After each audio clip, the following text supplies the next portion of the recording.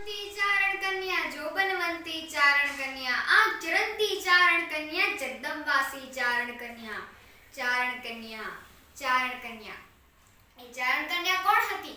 14 વર્ષની દીકરી હતી. એક છોકરી હતી, એક નારી હતી.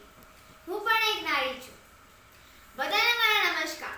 મારો આજનો વિષય તમે સમજી જ ગયા હશો. હા, તો આજનો મારો વિષય છે નારી સમાજનો આધાર.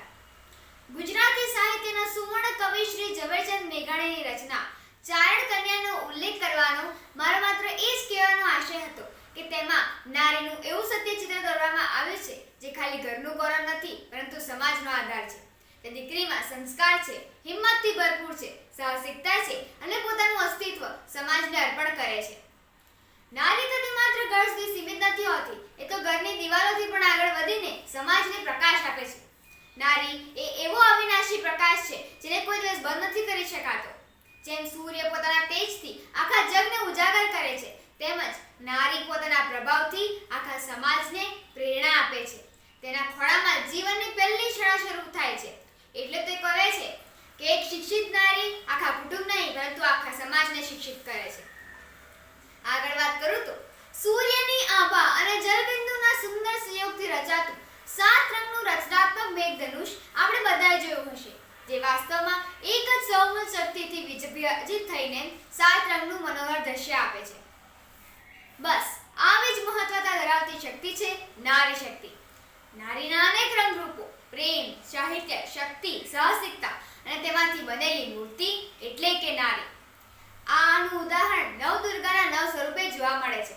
જેમ કે સંસ્કારદાત્રી તરીકે બ્રહ્મચારિણી જેવી ધૈર્યશીલ છે, માતા તરીકે શૈલપુત્રી જેવી નિર્મળ છે, અનિતિ સામે લડતી નારી ચંદ્રઘટા જેવી શક્તિશાળી, કારકિર્દીને આગળ વધારતી નારી કાળરાત્રિ જેવી આત્મવિશ્વાસ ધરાવતી, ઘરની રક્ષા કરનાર નારી સ્કંદ માતા, તો કરુણા અને સેવામાં હાજર નારી મહાગૌરી સમાન શાંત.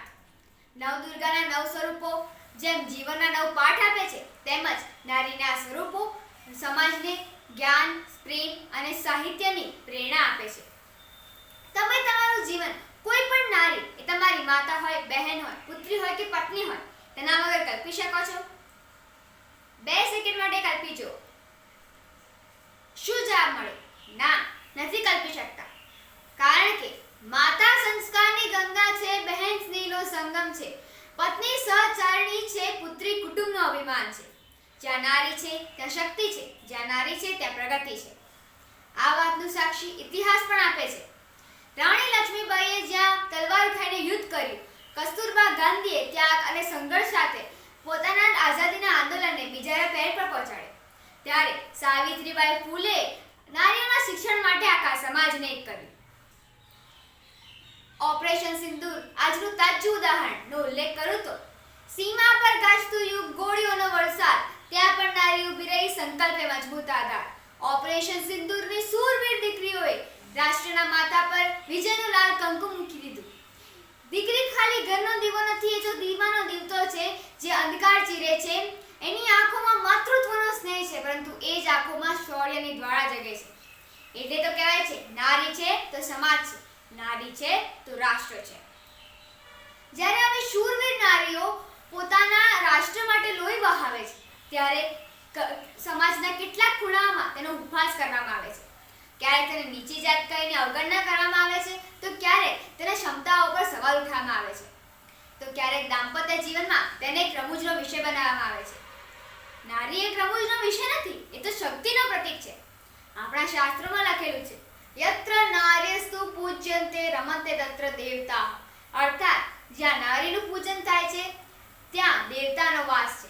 એટલે નારીનું રમૂજનો વિષય નહીં પરંતુ તેને સન્માન આપવું જોઈએ. છેલ્લે હું મારા ભાવસભર શબ્દોમાં અહીંયા મારું વક્તવ્ય પૂર્ણ કરું.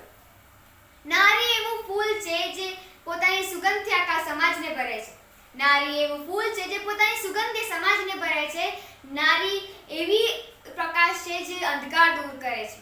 નારી એવું ગીત છે જે જીવનને મધુર બનાવે છે. નારી એવી આત્મા છે જે માનવતાને જીવંત રાખે છે. નારી નથી તો સમાજ અધૂરું છે, નારી નથી તો માનવતા અધૂરી છે. એટલે જ નારી સમાજનો આધાર છે. આભાર.